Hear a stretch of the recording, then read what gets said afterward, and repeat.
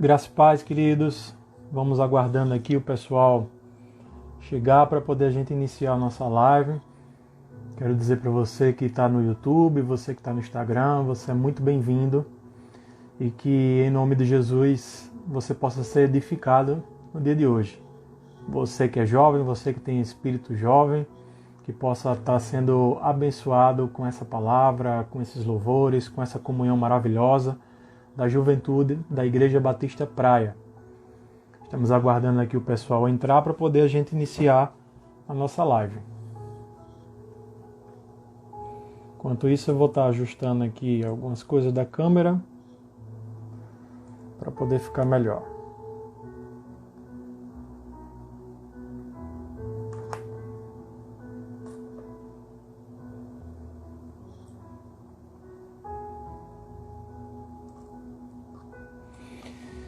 Amém, amados?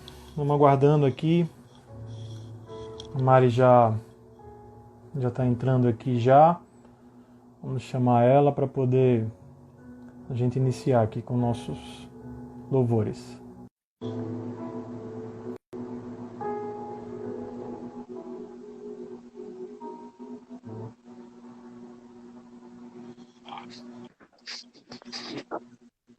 Tudo bom? Olá, boa noite. Boa noite. Convidado especial? Papai. Bem, Tudo bom, seu João? pastor, tudo bem? Tudo bem, graças a Deus. Fiz uma homenagem para você domingo passado.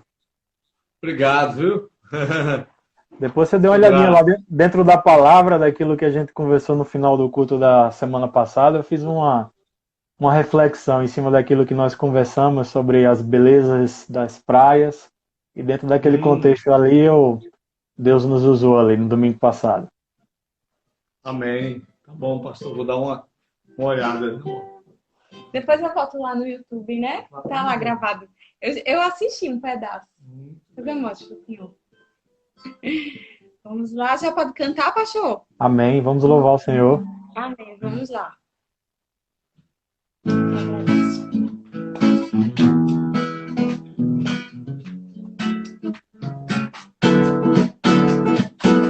Eu te agradeço, Deus, por se lembrar de mim e pelo teu favor, que é o que me faz crescer. Eu vivo pela fé e não vacilo. Eu não paro, não disso. Eu sou de Deus, eu sou de Cristo.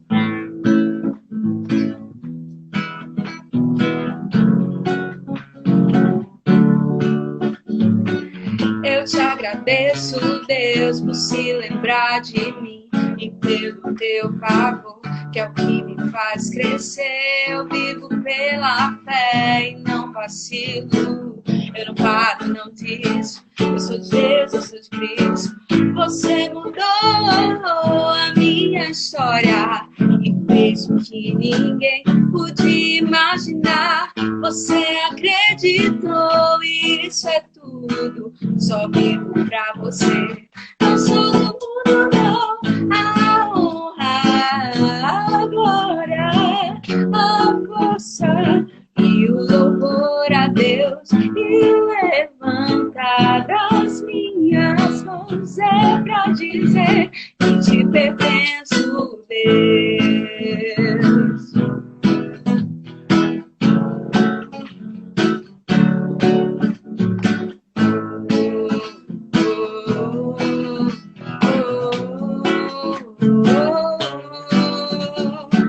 Eu te agradeço, Deus, que no deserto não me deixou morrer e nem desanimar. E como aquela mãe que não desistiu, você não se esqueceu. Você insistiu e você mudou a minha história e fez o que ninguém podia imaginar. Você acreditou e isso é tudo. Só vivo pra você. Não sou do mundo, não. A honra, a glória, a força e o louvor a Deus. E o levantar das minhas mãos é pra dizer que te pertenço, Deus.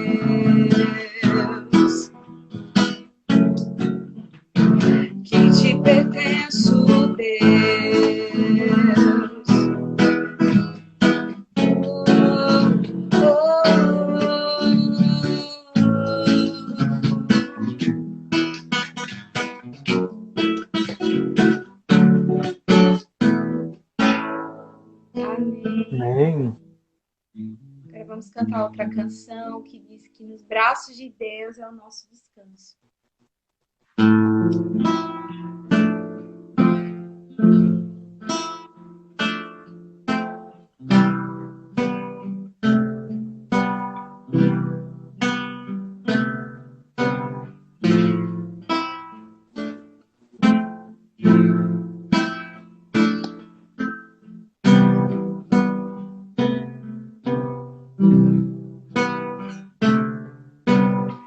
Segura estou nos braços daquele que nunca me deixou.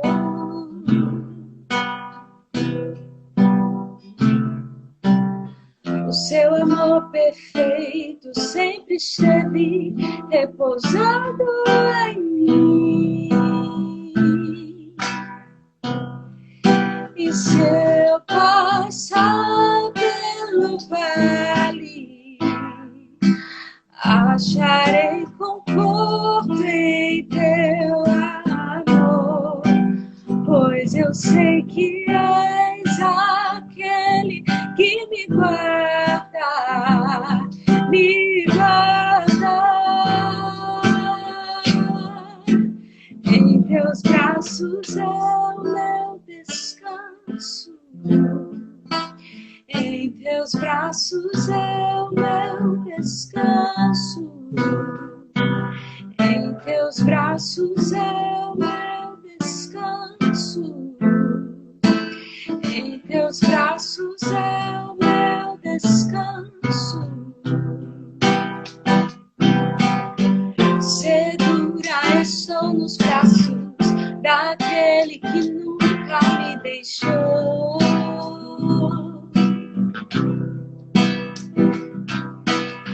O seu amor perfeito sempre esteve repousando em mim. E se eu passar pelo vale, acharei conforto em teu amor, pois eu sei que és aquele que me guarda, me guarda. Em teus braços é o meu descanso.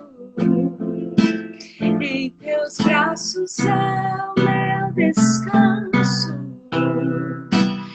Em teus braços é o meu descanso. Em teus braços é o meu descanso. Recaio em tua graça. Recaio de novo em tuas mãos. Eu recaio. Recaio em tua graça. Recaio de novo em tuas mãos. Recaio em tua graça. Recaio de novo em tuas mãos. E se eu passar pelo vale, acharei conforto em teu amor, pois eu sei que és aquele que me guarda, me guarda. Em teus braços é o meu descanso. Em teus braços é o meu descanso. Em teus braços é o meu descanso. Em teus braços é o meu descanso.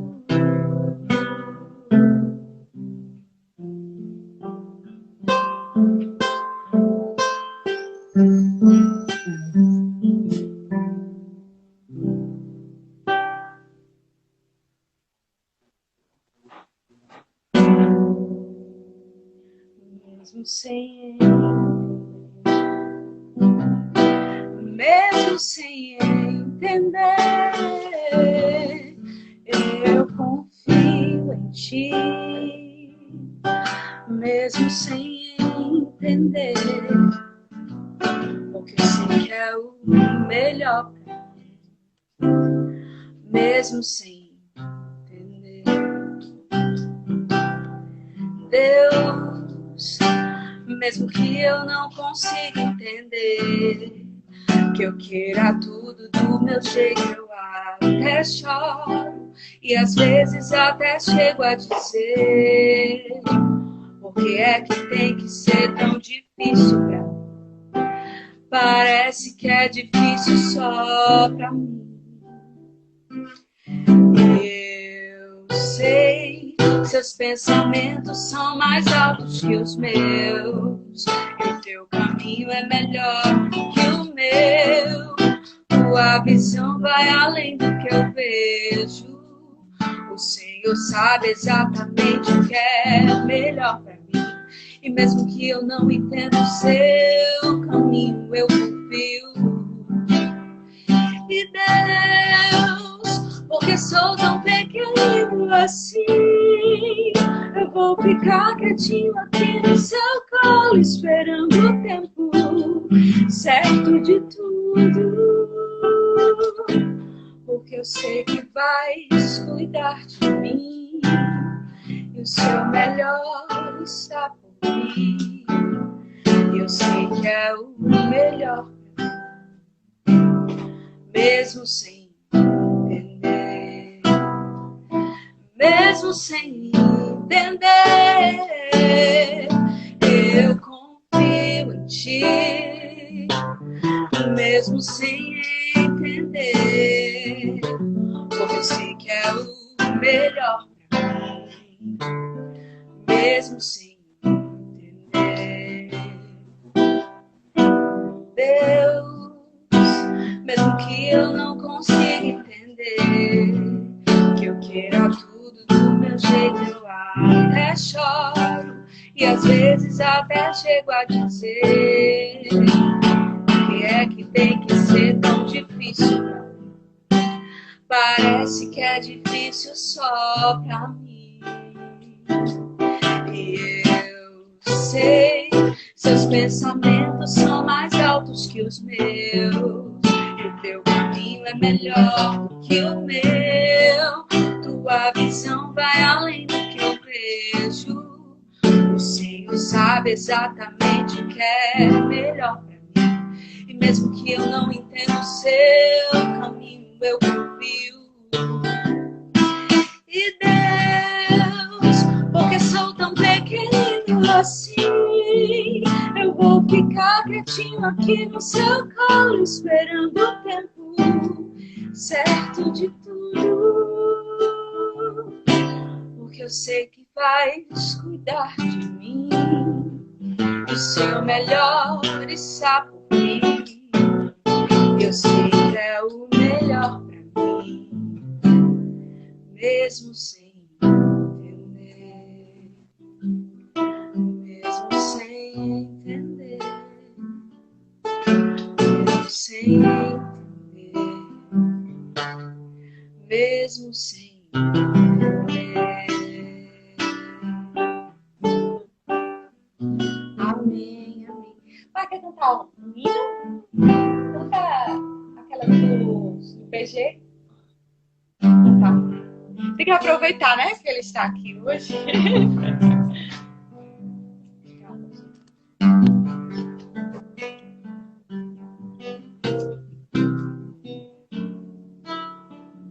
Que sejas meu universo, não quero dar-te só um pouco do meu tempo, não quero dar-te um dia apenas da semana. Que sejas meu universo, não quero dar-te as palavras como gotas, quero que saia um dilúvio de bênção da minha boca. Que sejas meu universo, que sejas tudo o que sinto e o que penso, que de manhã seja o primeiro pensamento e a luz em minha janela. Que sejas meu universo, que sejas cada um dos meus pensamentos. Que tua presença e teu poder seja alimento. Jesus, esse é o meu desejo. Sejas meu universo. Não quero dar-te só uma parte dos meus anos. Te quero dono do meu tempo e dos meus planos. Sejas meu universo. Quero a minha vontade, quero agradar-te. De cada sonho que há em mim, quero entregar-te. Que sejas meu universo, que sejas tudo o que sinto e o que penso. Que de manhã seja o primeiro pensamento e a luz em minha janela. Que sejas meu universo, que encha cada um dos meus pensamentos. Que tua presença e teu poder seja alimento. Jesus, esse é o meu desejo.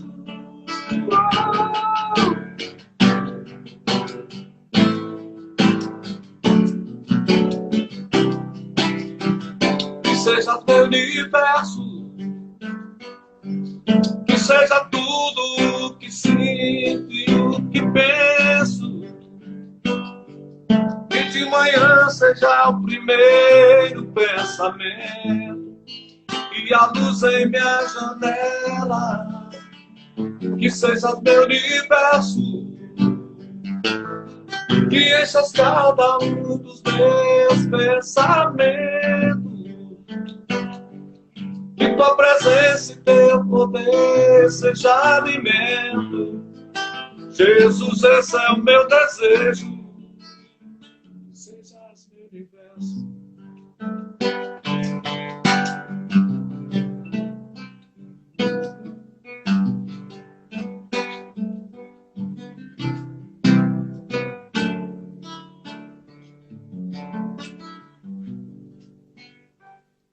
Amém. Amém, meus queridos. Deus abençoe a vida de vocês. Muito bom estar com vocês. E muito obrigado, seu João, por ter dado essa palhinha aqui. E tem tudo a ver, esse louvor que você cantou agora, com aquilo que a gente vai estar ministrando hoje com a palavra de Deus aqui. Amém? Já estão já no apartamento novo, já?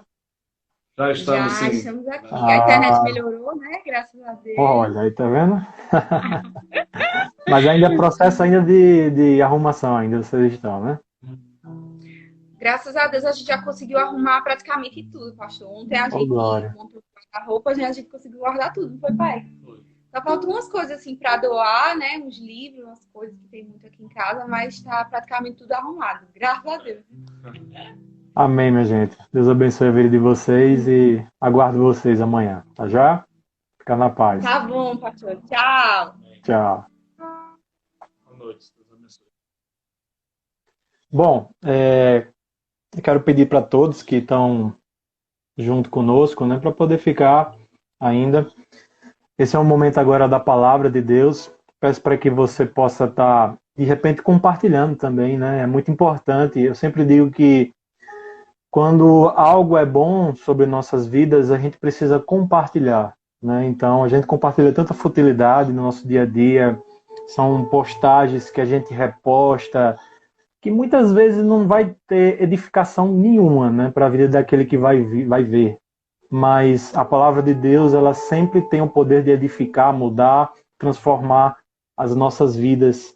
Então, eu peço para que você possa estar compartilhando essa live também com alguns amigos para poder ser bênção. E a gente vai estar falando um pouco sobre a igreja primitiva, que, para mim, esse nome primitiva, muitas vezes dá uma conotação totalmente diferente daquilo que aquilo ali queria representar para nós. Porque quando a gente fala sobre algo que é primitivo, a gente vê algo ultrapassado, na verdade. Quando a gente fala sobre o homem primitivo, o homem primata, quando a gente vai falar sobre coisas primitivas, a gente vai falar sobre coisas que já foram ultrapassadas, coisas que já foram superadas, coisas que já foram melhoradas. E na verdade a gente não, quando a gente fala sobre aquela igreja de Atos dos Apóstolos, a gente não fala sobre uma igreja primitiva, mas a gente fala sobre uma igreja que foi modelo, que é para ser modelo, que é para ser padrão da vida cristã. Então nós vamos meditar sobre essa igreja, a igreja modelo. Não vou colocar como igreja primitiva, mas a igreja modelo. E eu queria convidar você nesse exato momento para curvar sua cabeça, fechar seus olhos, para a gente fazer uma breve oração. Pai, em nome de Jesus, quero agradecer, Pai, por esse momento que estamos aqui, Senhor, meditando sobre uma breve palavra, mas uma palavra que pode mudar todo o conceito sobre cristianismo, Pai.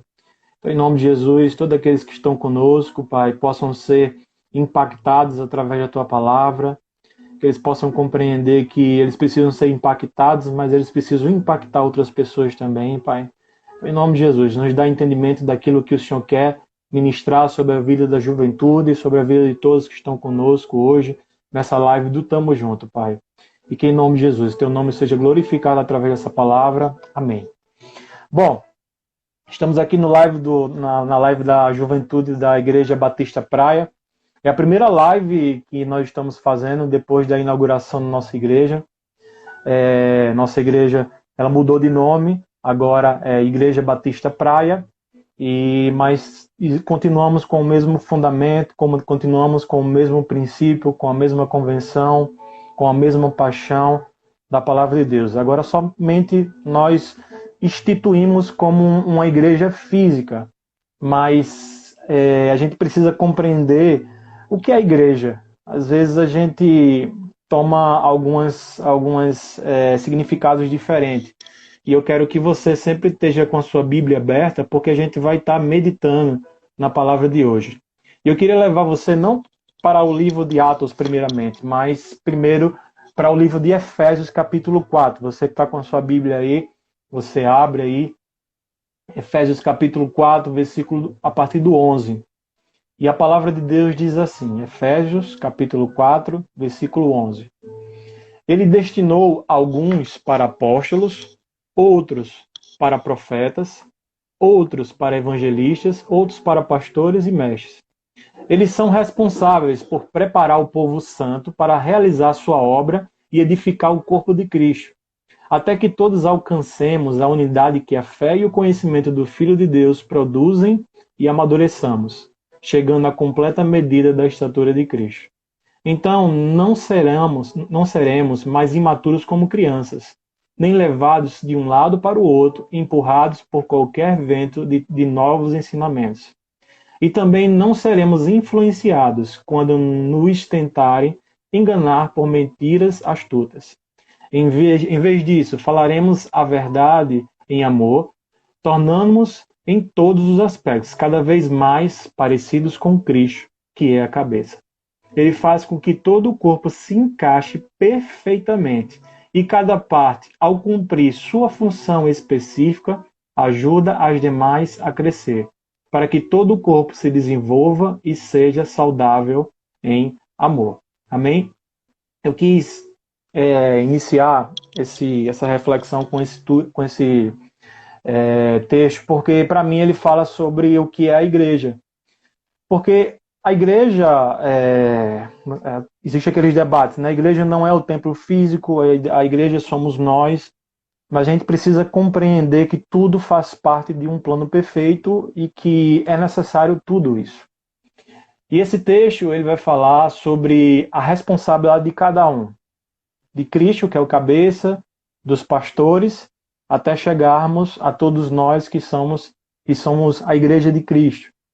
E ele fala que ele vai na verdade, ele vai nos dar uma denotação que cada um de nós somos tijolos. E o tijolo, se você for ver, ele faz parte de uma edificação, ou seja, de uma estrutura física. Então, cada um de nós somos tijolos. E eu brinco sempre dizendo que o tijolo, você não consegue levantar uma parede sem que haja cimento. E o cimento ele faz com que ligue um tijolo ao outro, formando com que a parede seja realmente sólida. E o cimento, eu sempre falo que é o Espírito Santo, é aquilo que faz ligar um tijolo ao outro. E quando um tijolo está ligado ao outro, aí sim se forma uma edificação. Aí sim se forma esse corpo chamado Igreja de Cristo. Esse corpo que não é o templo físico, mas o templo físico também é necessário. Mas, naturalmente, ele é essa junção de tijolos que são ligados pelo Espírito Santo e que forma uma edificação. O engenheiro dessa obra é o Pai. Quem liga é o Espírito. E aqueles que estão diante dessa obra talvez possam ser chamados dos mestres de obra, que são aquelas pessoas que vão estar lá no dia a dia para poder fazer com que esses tijolos sejam ligados.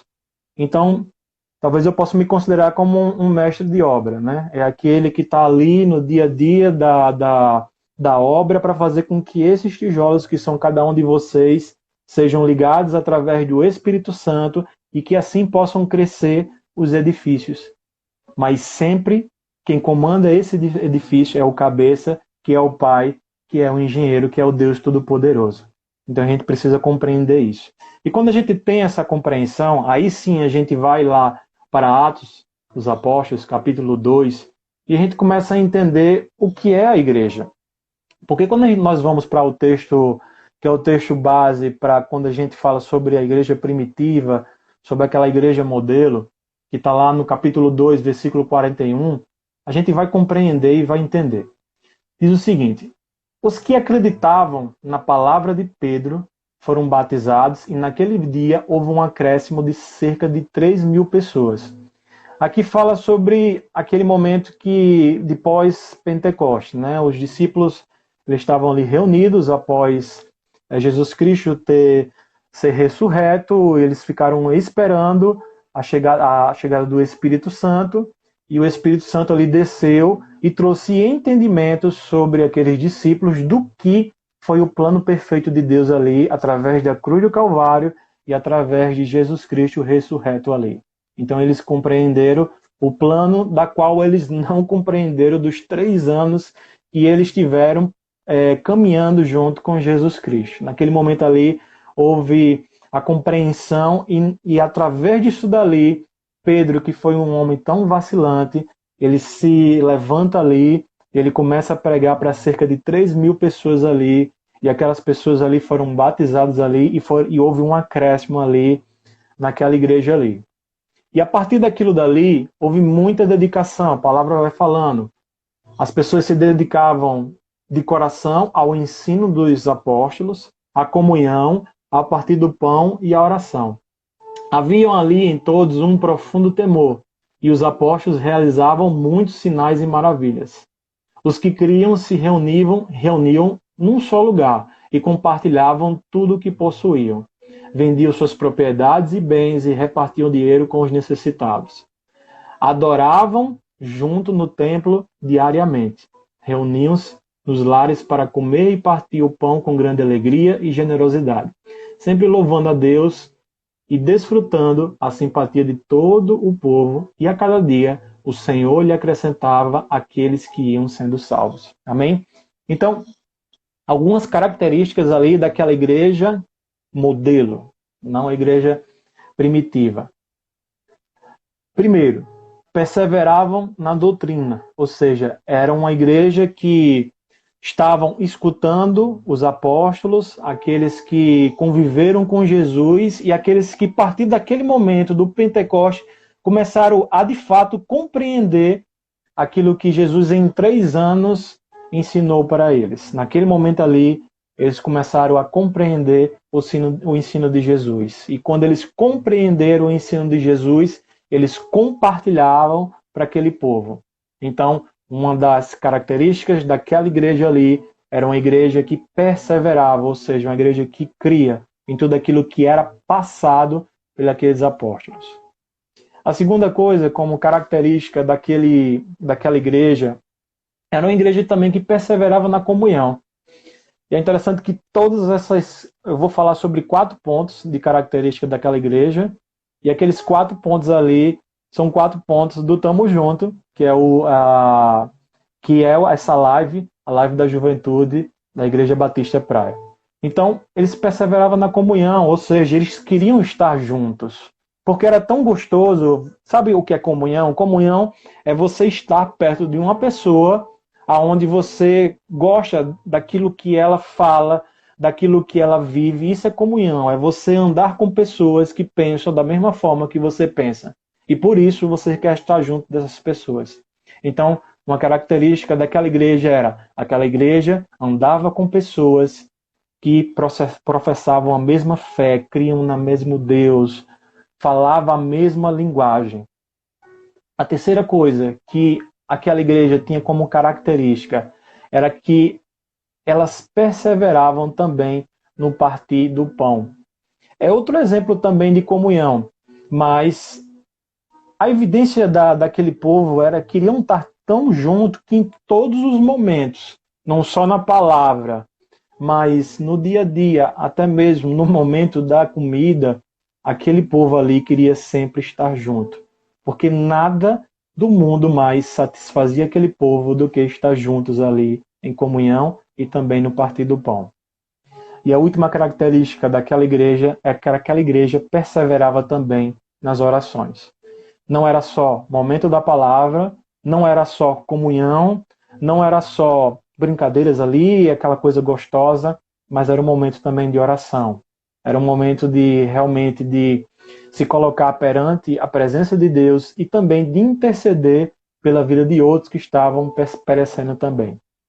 Então, a gente vai ver que quando aquela igreja, que é modelo para nós, começou a viver essas 4 coisas, essas 4 características, doutrina, comunhão, partir do pão e oração, aquela igreja ela começou a desenvolver alguns resultados que foram chamando a atenção de toda aquela população ali. Primeiro que a palavra fala que todos aqueles que criam estavam juntos e tinham um alvo. Ou seja, todo mundo ali estava junto, estava correndo em busca de um alvo. Uma outra coisa que foi resultando ali por conta disso foi que aquelas pessoas começaram a vender. Aquelas pessoas, todas as propriedades que elas tinham, imóveis, animais, que eram as coisas que eram características de patrimônio, aquelas pessoas começavam a ter desapego.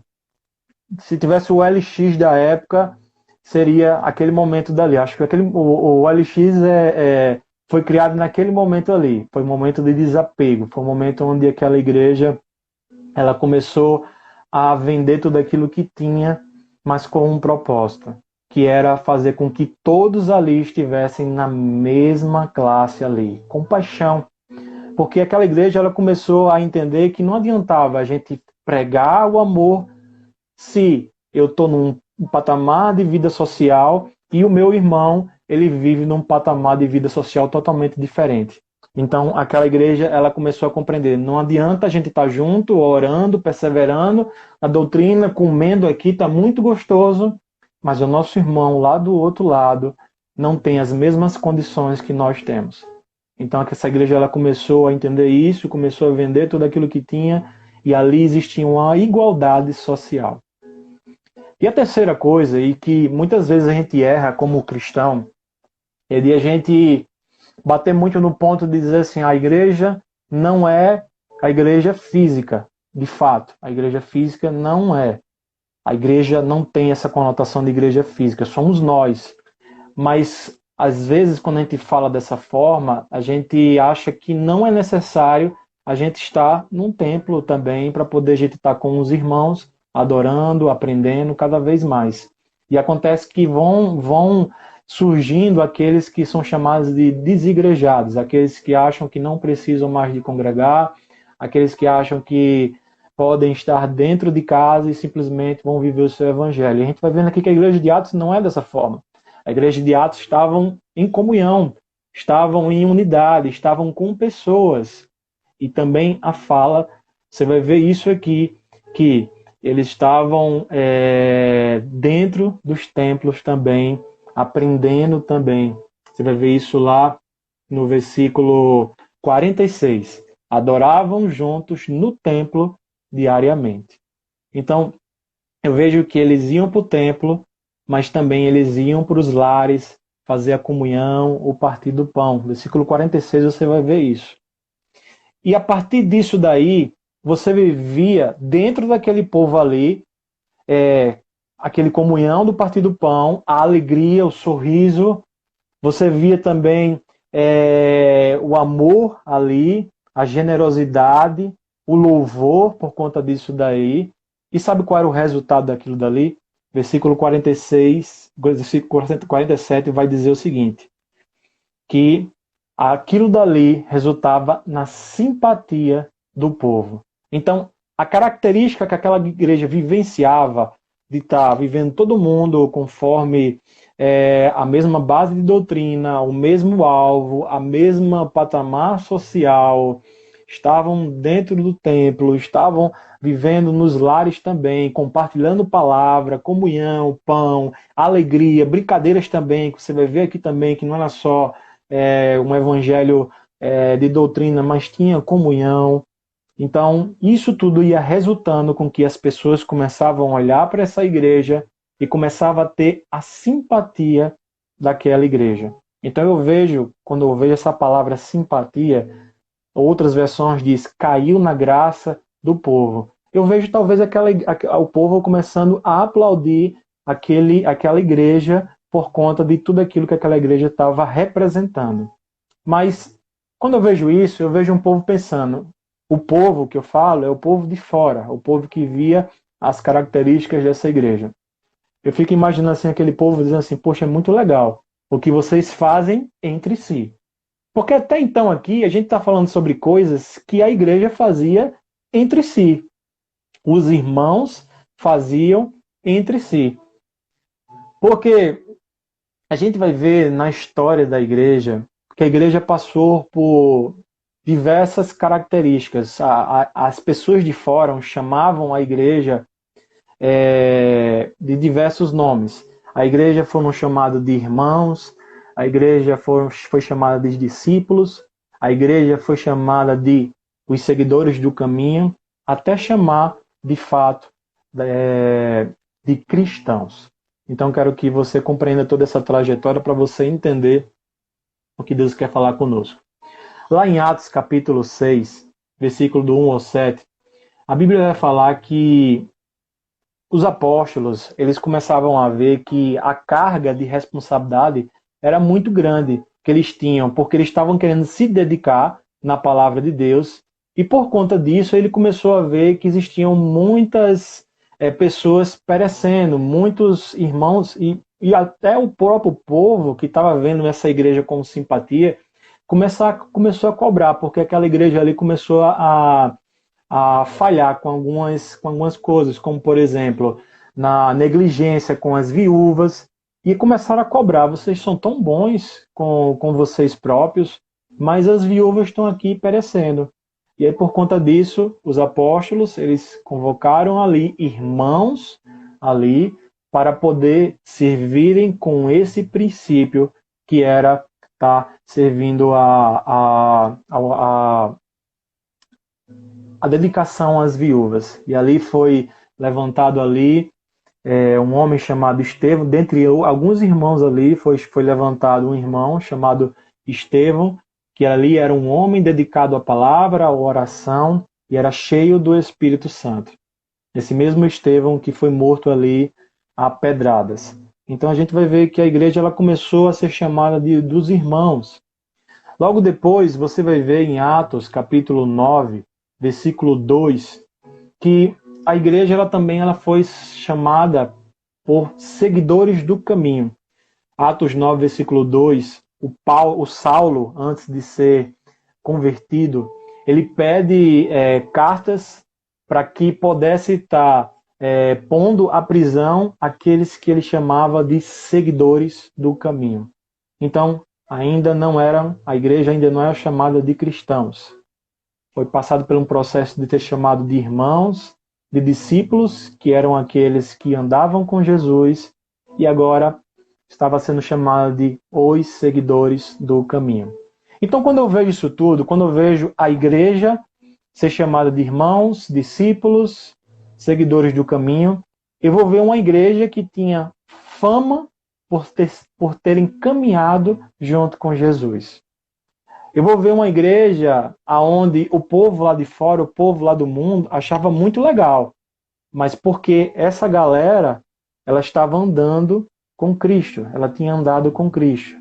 Então, ela tinha fama só por conta daquilo que Jesus Cristo tinha feito. E não ainda pelaquilo que a própria igreja tinha feito ainda. Então, quando nós vamos lá para Atos, capítulo 11, é que a gente vai realmente compreender quando aquela igreja ela se transforma em cristãos. A gente vai ver que Pedro, ele teve uma visão dada por Deus, que era uma visão que ele teria que evangelizar os gentios, que era aquele povo que era desprezado até mesmo pelos apóstolos na pregação do evangelho. A gente vai ver Pedro, quando ele começa a pregar para os gentios, e os gentios eles começam a se converter e eles são batizados pelo Espírito Santo ali, e ele vem com essa notícia, os discípulos começam a repreender Pedro.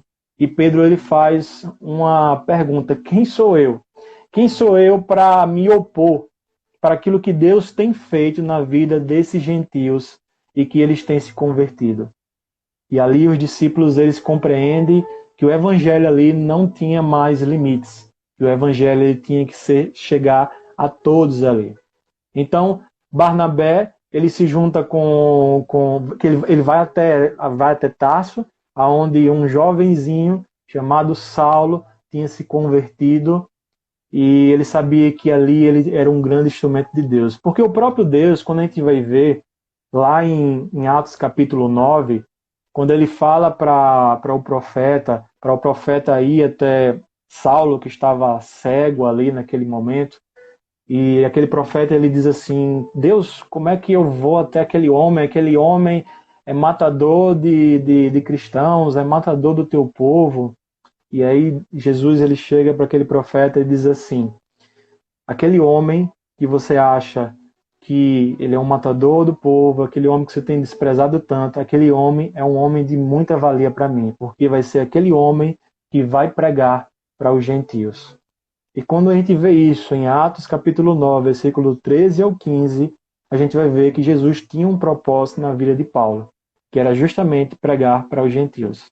E aí e o próprio Deus ele coloca no coração de Barnabé, nesse exato momento, no capítulo 11, para que ele fosse lá em Tarso procurar aquele jovenzinho que estava verdinho, era o jovem novo convertido ali, cheio de fogo do Espírito Santo, doido para poder proclamar a palavra de Deus, e ele chama aquele jovem para poder ir para Antioquia, para poder pregar justamente para os gentios ali. E a palavra de Deus fala que quando aquele Barnabé e Saulo, ele chega lá em Antioquia, versículo 26 do capítulo 11 diz assim: ali permaneceram com a igreja um ano inteiro, ensinando a muitas pessoas. E foi em Antioquia que os discípulos foram chamados de cristão pela primeira vez. Então a gente vai ver que ali em Antioquia foi quando nós fomos chamados cristãos pela primeira vez. Isso me faz refletir, porque igreja não é só essa comunhão ligada dentro de quatro paredes. Igreja também não é só eu e você. Igreja é eu e você com um propósito. E qual é esse propósito? Declarar o amor de Deus sobre todo esse mundo. Declarar não só com bocas, mas também com atitudes, porque Nós somos cartas vivas desse evangelho que muitas vezes a gente quer colocar debaixo do braço para poder pregar. Eu aprendi que muito mais do que palavras são ações. E eu não digo somente de ação social, não estou falando somente de ação social aqui, estou falando de viver o amor, de viver a simplicidade, de você viver com pessoas que para muitos são pecadores, são prostitutos, são das mais míseras pecadores, como esse evangelho aqui que estava sendo pregado em Atos 11, os gentios. E eu vejo Deus chegando para esse povo e para nós também, assim, vocês precisam ir para os gentios e pregar o meu amor e dizer o seguinte, que vocês precisam também ser salvos. E muito mais do que um panfleto, muito mais do que uma palavra lida, a gente possa ser essa igreja de Atos. E ela só foi ser chamada de cristão nesse momento.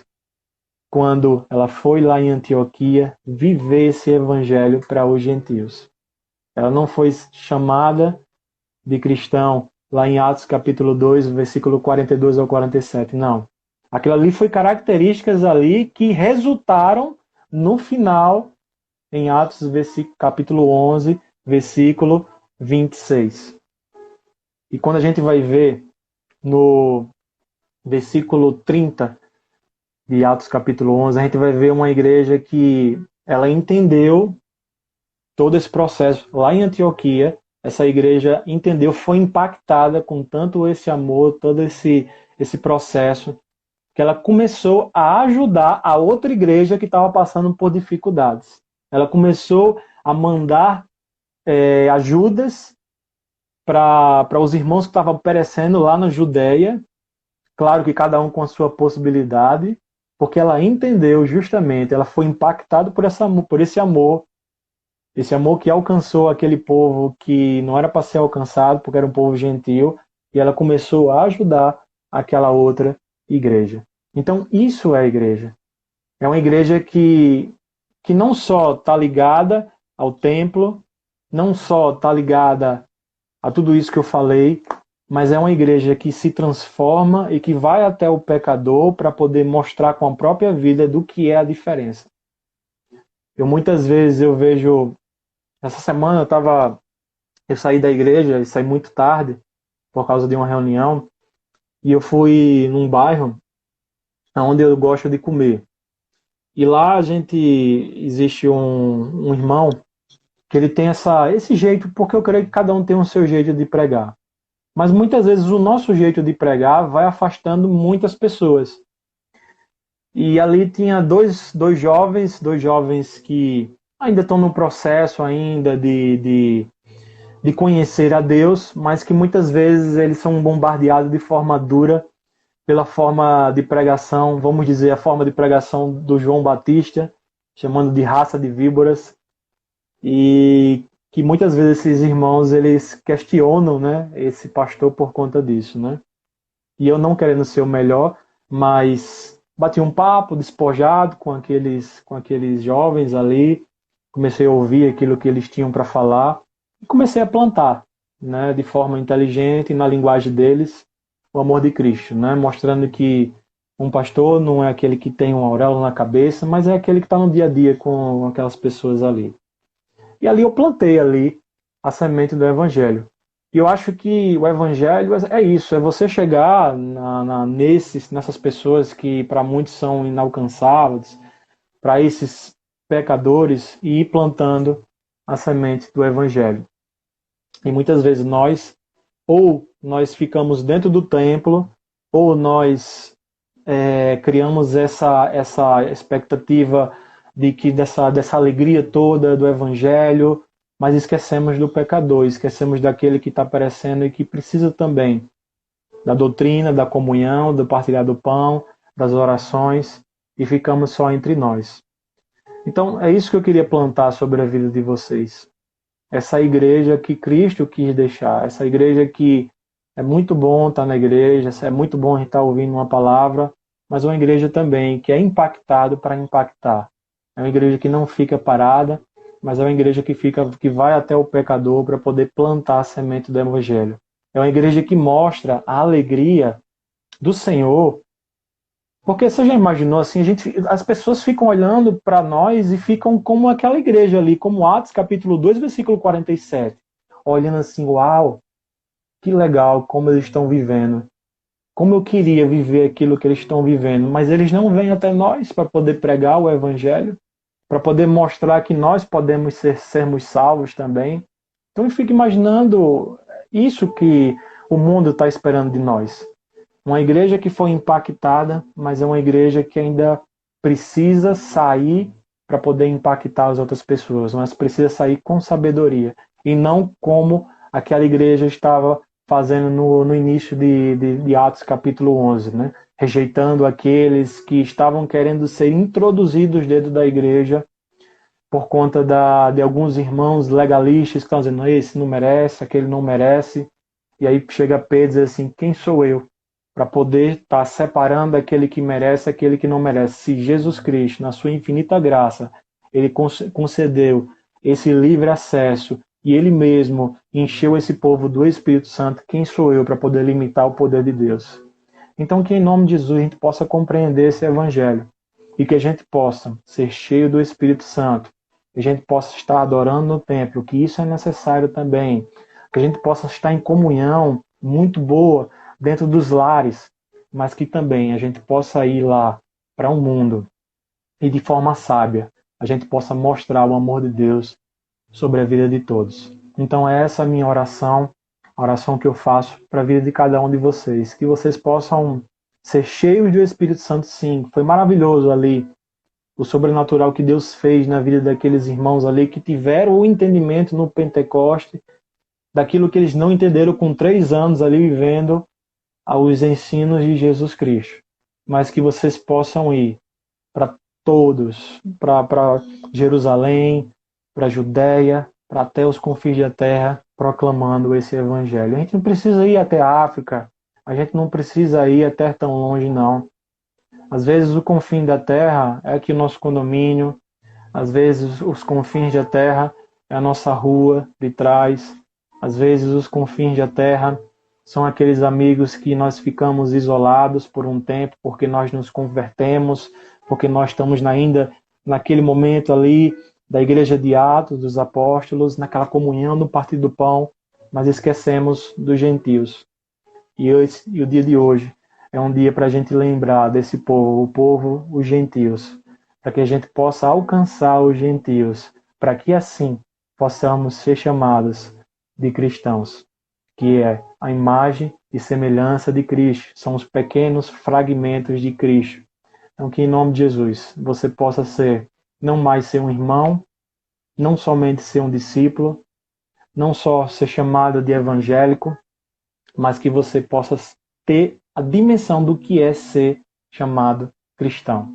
Em nome de Jesus, você possa ser conhecido não pela igreja que você posta na internet, pela forma com que você se veste, pela forma com que você coloca a Bíblia debaixo de um braço, pelo um panfleto que você sai aí evangelizando, porque para mim isso acabou. Viver com um panfleto evangelizando. Para mim o verdadeiro evangelho é aquele que eu sou.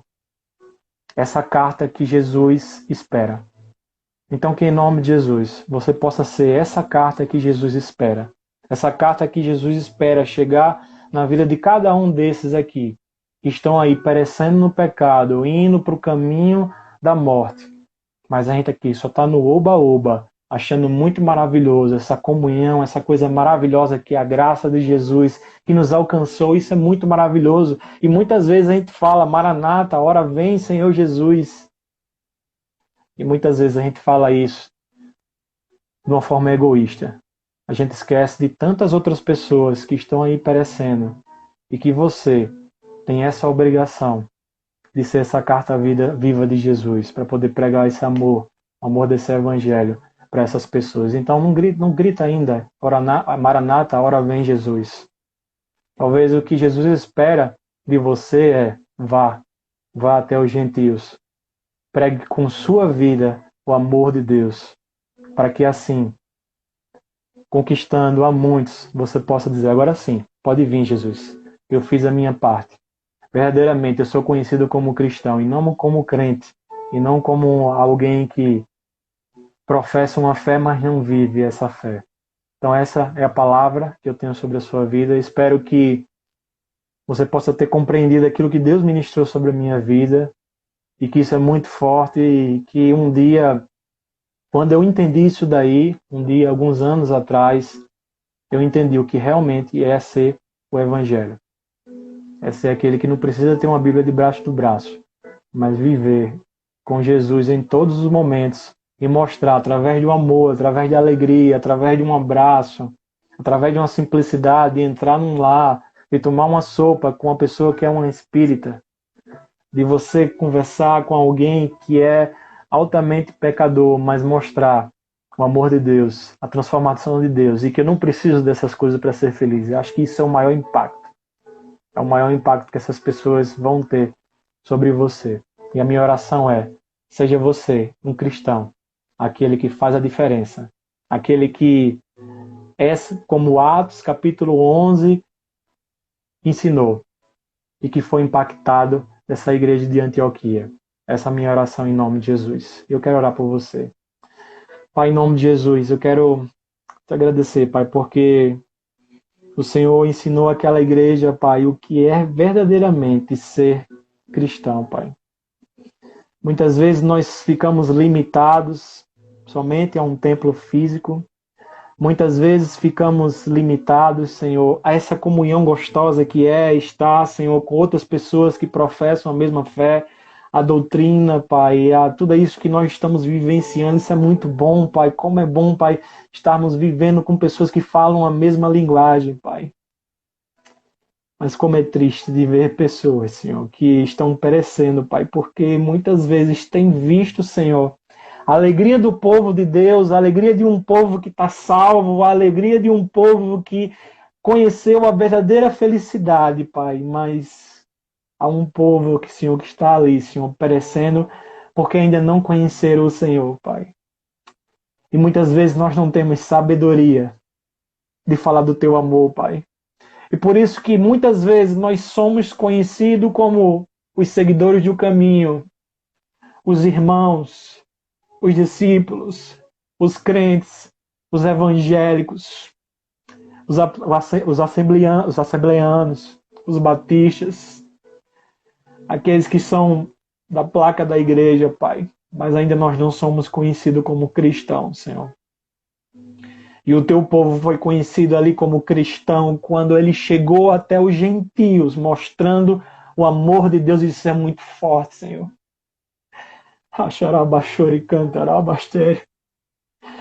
Ó Senhor, que possamos ter esse avivamento, Pai, de entender, Pai, aquilo que o Senhor quer sobre nossas vidas, mas também que possamos ter um entendimento que precisamos ir, Senhor, ao mundo, mostrar esse amor, Pai, com sabedoria, Pai.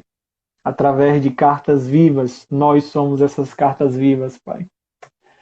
Pai, que em nome de Jesus, Pai, que hoje todo preceito, todo preconceito com a igreja, toda essa guerra espiritual que é entre as igrejas, caia por terra em nome de Jesus. Que possamos ser um, Pai, porque lá no céu nós não vamos ser divididos, Senhor, como igreja ali, Pai. Somos um, Pai, somos uma só igreja, Pai. E muitas vezes isso tem atrapalhado o mover da tua igreja aqui na terra, Pai. Pai, em nome de Jesus, que todo o escândalo, Pai, que nós temos dado como povo de Deus caia por terra em nome de Jesus, Pai. Que possamos dar testemunho, Senhor, do teu evangelho, Pai. Que verdadeiramente o povo não só sinta uma simpatia, mas o povo queira realmente ser como nós, Senhor, transformados, viver esse evangelho maravilhoso que propõe salvação, que propõe transformação, Pai.